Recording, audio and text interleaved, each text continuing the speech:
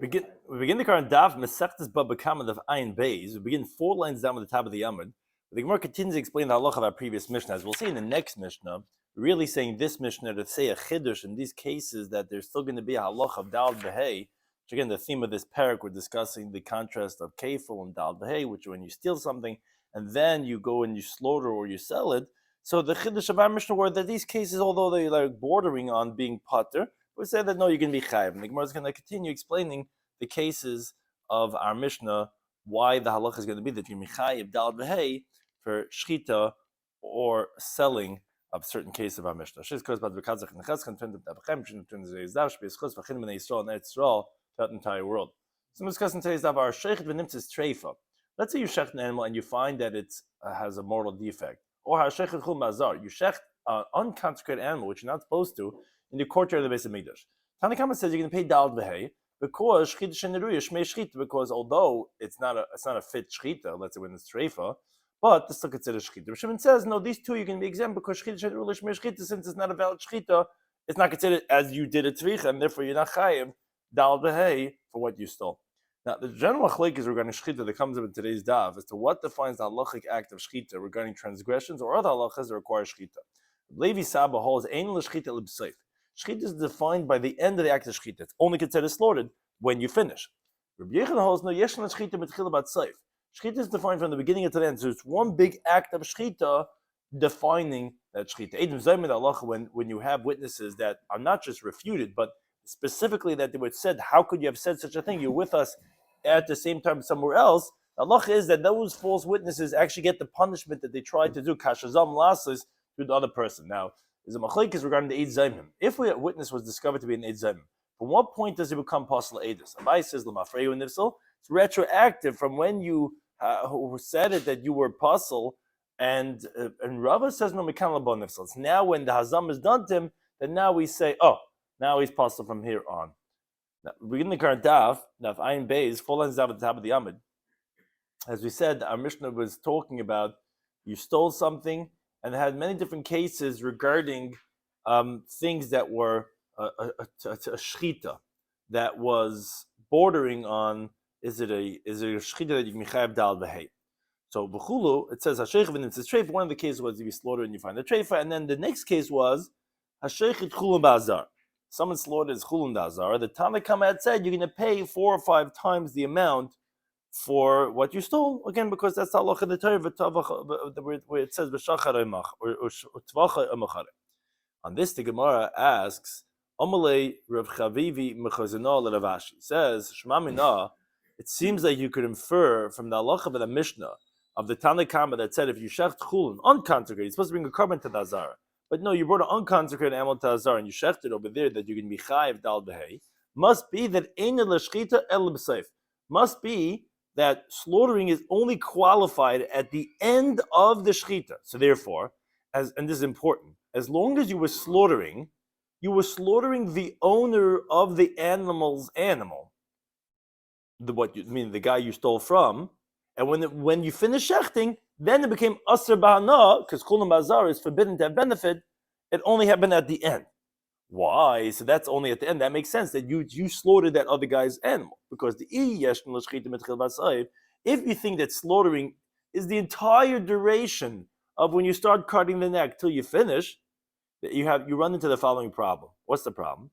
The moment you slaughtered a little bit of the neck already, asoga, it becomes forbidden as chulin in the azara. Chulin azara, it becomes forbidden. It's not a proper shchita.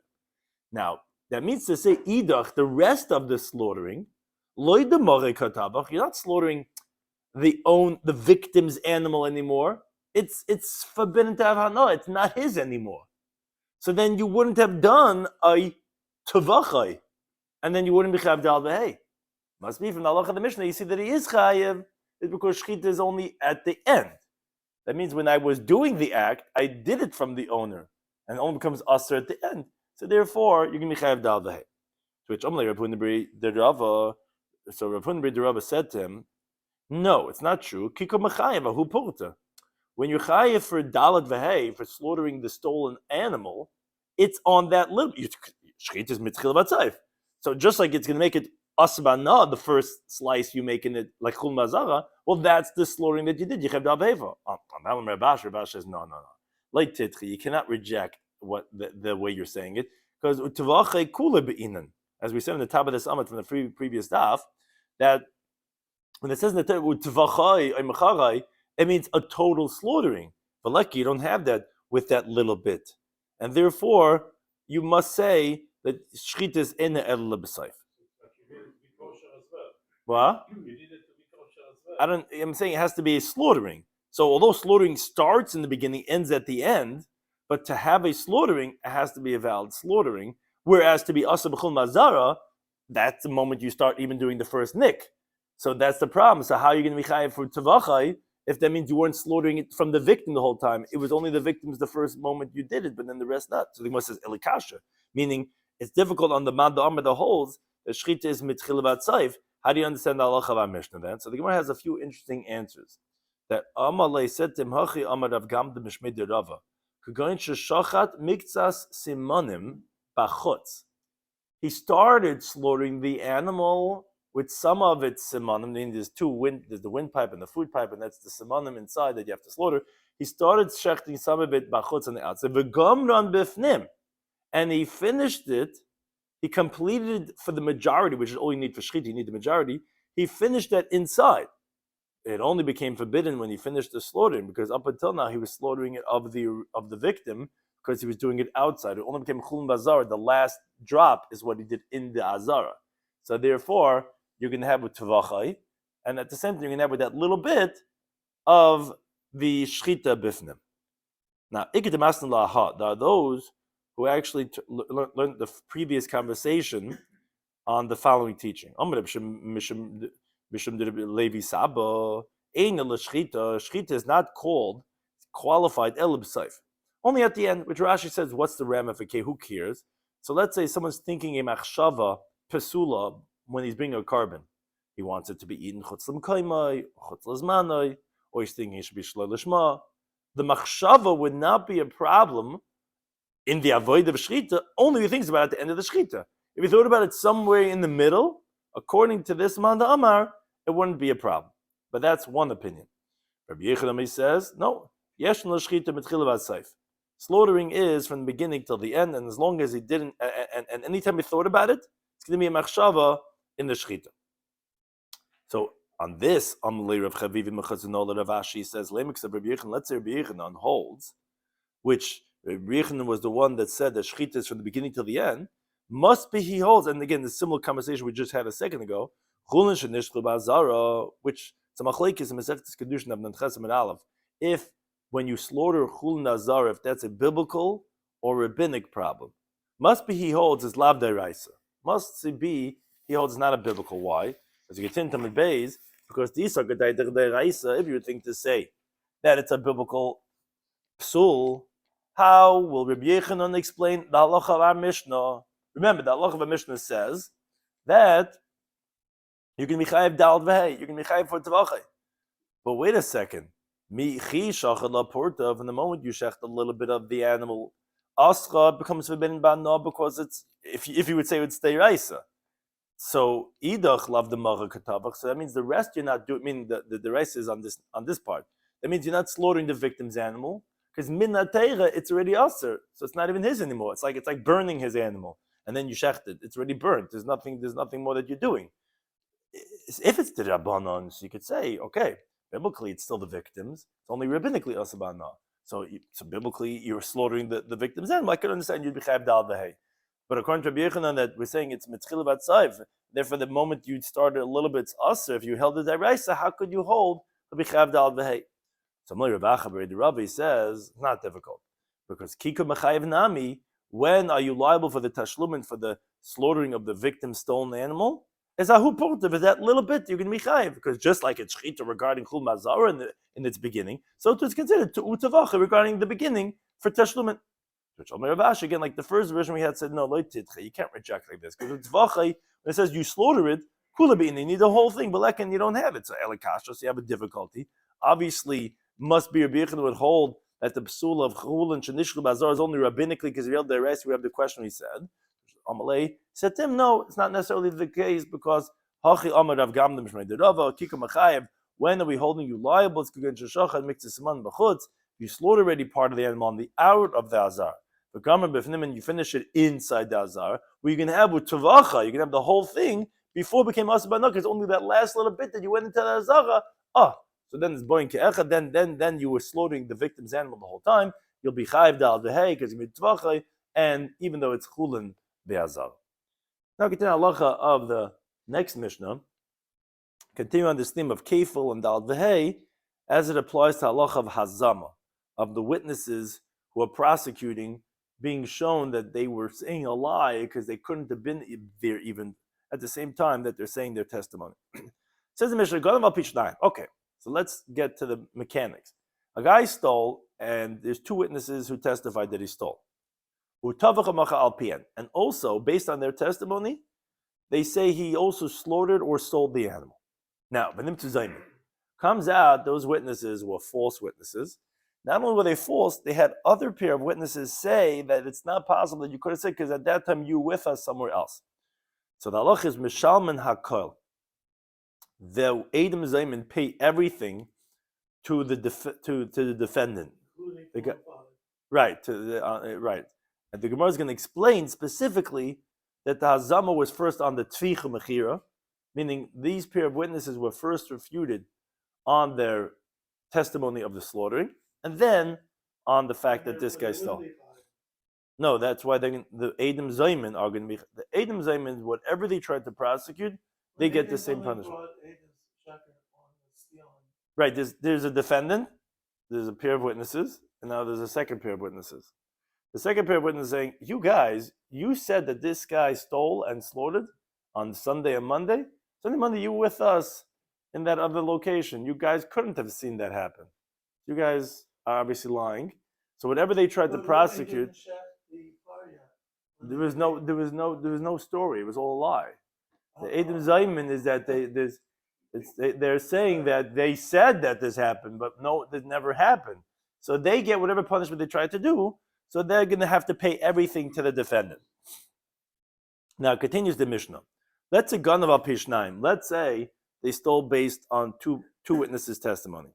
Now there were another pair of witnesses, not the same, that said we saw him slaughter or sell this animal. It turns out both were refuted.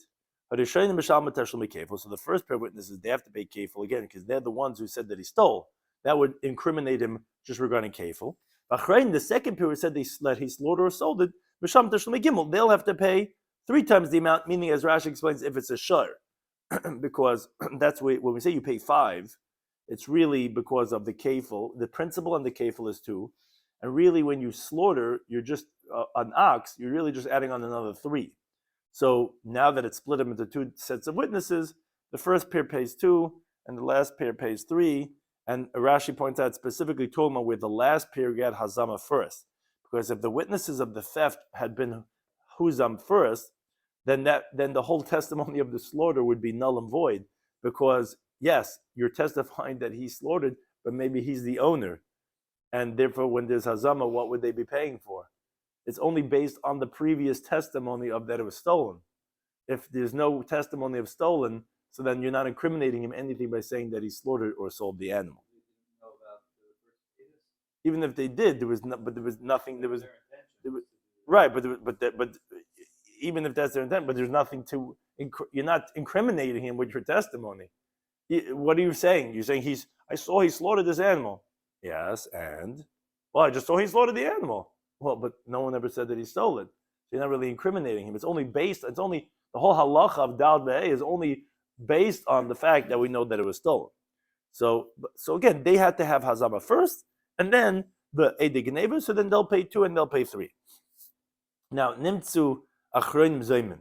What happens if you find only the second pair of witnesses Zayman, the ones who say about the Tvicha Mechira? Okay, so Hu Misham Teshul Mekefil, the Ganev, the defendant, will pay the kefil. He never incriminated the first pair of witnesses, so their testimony is still valid. But they who said that, and we saw him slaughter, which turns out that they were Huzam, they'll be Misham Teshul Megimel. They'll pay the 3 times amount to the defendant. he'll actually get more. This guy who stole will actually come out on top. But the witness, they do that this is considered stolen now? Yeah, because there were witnesses on the Geneva. And then they said that we saw him steal, we saw him sell, or They had to identify the animal to be the one that was stolen. yeah, we're talking about that one. Yeah, obviously. Talking about that one. So they'll pay 3 times. Now it gets a little bit more complex. Let's say one of the last pair becomes the Eidim Zayman. I mean, only one of the guys says, you one of the witnesses, you were with me then at the game. How could you have said that? So Batla Eidishnia. So now the second testimony is just null and void. And the halacha is going to be that this defendant will pay kefil because of the first pair of witnesses, but they'll be exempt because witnesses don't pay money until hazam happens to both of them. Obviously, there's no edus because one of the witnesses has been refuted, but there's not going to be any monetary incrimination of the second pair of witnesses. What happens if echem min rishonim zaymin? What happens if one of the first pair becomes an edim zaymin? So batla kol edus. All the testimonies are null and void. He's exempt and they're exempt. And even if subsequently the last pair subsequently becomes huzam, they won't pay anything because their testimony has already been nullified and void and they've already been refuted. As the Mishnah says, if there's no theft, because the first pair of witnesses, one of them was huzam, he's down. Now there's no 2 witnesses for the geneva. Then there's no slaughtering and there's no selling. And of that, they're not going to be chayiv only for emunah hayisem, that you with us, where the testimony of what the witnesses are saying, which is hazama, only then are they chayiv for what they're saying. Which Rashi points out. He says, truth is, all the more so if the first 2 witnesses were huzim first, where then for sure the second testimony is going to be batal. It's just that at a situation when only one of them is huzam, then both of them are, quote, batal. But if let's say both of them were huzam, then the first testimony is not batal. They'll actually have to pay kefil. If you want to say the terminology batla kala edus, that's only if one of them is huzam. If 2 of them are huzam, that's not batla kala edus. It's actually huzam, the edus rishonim. You're right. Then the second testimony will be batal. The first one won't be batal. Now, the Gemara will discuss something that on the next daf will relate back to our halacha of our Mishnah, but it's obviously related to the context of our Mishnah. Itmar, we learned Eid Zaymim. So again, if a witness was discovered to be an Eid Zaymim, the question is, for what point does it become possible Eidus? So Abaye Amal says, Lamafreyu hu nifsal. It's retroactive that it becomes invalidated. So like Rashi explains, let's say he testified in Nisan.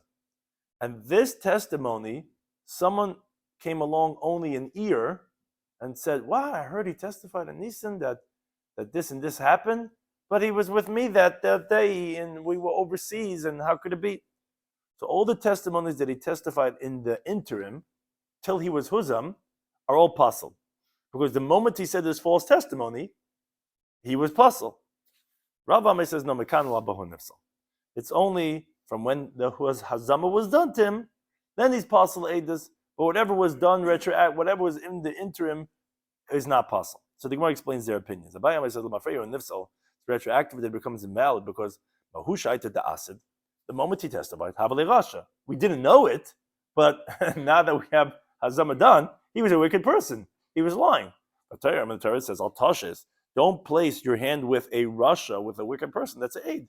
So therefore, it's going to be retroactive." Rav Ami says, "No, man, so it's only from here on that it becomes invalid. Why? Because aid zaymim chidushu. Really, the whole halacha of aid zaymim is a very novel idea because they're trained.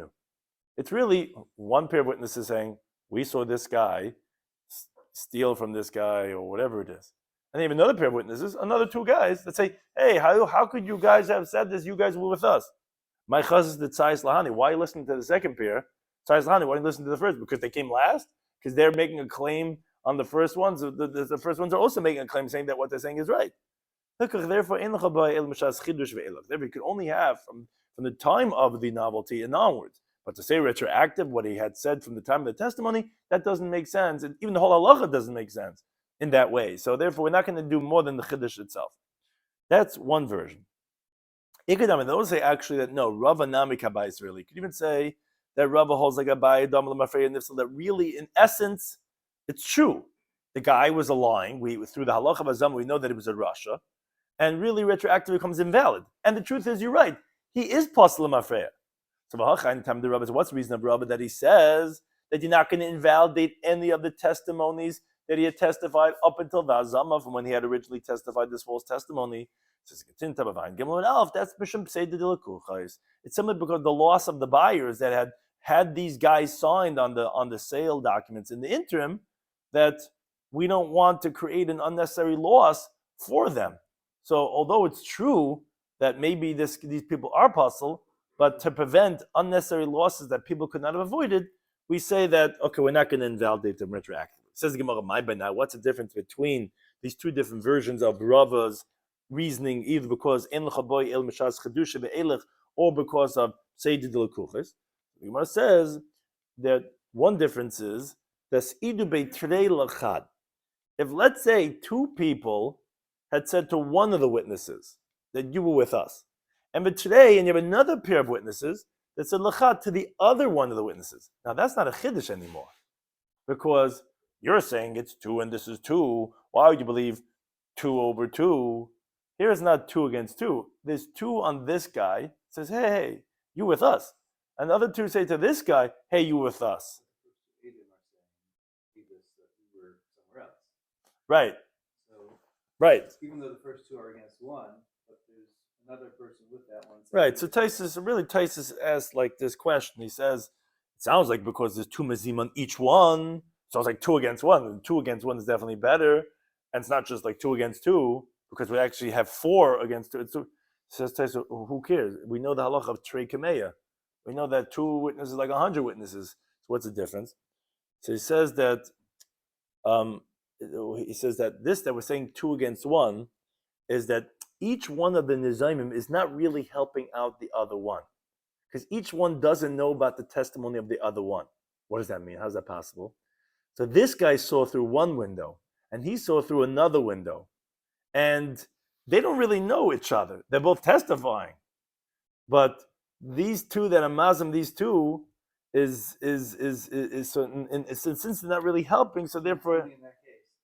Yeah, that's what it means. 2 against 1 would be in that type of a case, says Taisus. So again, or inami, another difference would be of the paslinu begazlanusa. Let's say the second pair of witnesses that they didn't do hazama, they invalidate them by testifying that they're gazlanim. So here you can't say to rely on the first ones, because this is something totally different. It's not about what happened. It's about their character. So therefore, says the Gemara, now it's going to depend on what's the qualification of Rabbi's teaching. According to the one that says Mishum Chidush, so like it's not a Chidush anymore. It makes sense when you have 2 against 1 and 2 against 1. It makes sense when that they're not just saying where they were, but when they're verifying that they're Gazlanim, that they're not going to be valid. So therefore, Rabbi would agree over there that would be retroactive. And to Abaya, according to the one that says it's a loss to the buyers, he would still hold up his halacha. Even though, yes, I agree with Mafrehu Nifsal, but ultimately we don't want to cause undue losses to unwitting buyers, and therefore we will only say Mishas Chidush ve'elach. Now, Amr Yirmiyah Midifti says, Avra Papak Ovdikava Seder Rabba. He actually did like Rabba, that it was only Mishas Hazam ve'elach. Rav Ashima says, no, Hilchas HaGavazeh Abaya, Hilchas like Abaya. And Hilchas HaGavazeh Abaya, and we know this from the Gemara B'Mitzia, Neil Mitzias. Most boys know this, but we pass in like Abaya, B'Yal Kagam, Yud Ayin Lamed, Kov Gimel Mem, which these are different signs of teachings, and one of them, the Ayin, is Eid Zoimim. So although we always paskin when we have a Machlek Zabay and Rava throughout Shas, we paskin like Rava. There are 6 exceptions. One of them is Allah of Eid Zoimim. There we paskin like Abaya that it's going to be Lima Freya, who nefsel from the time of when he said his false testimony. I think to any time post this.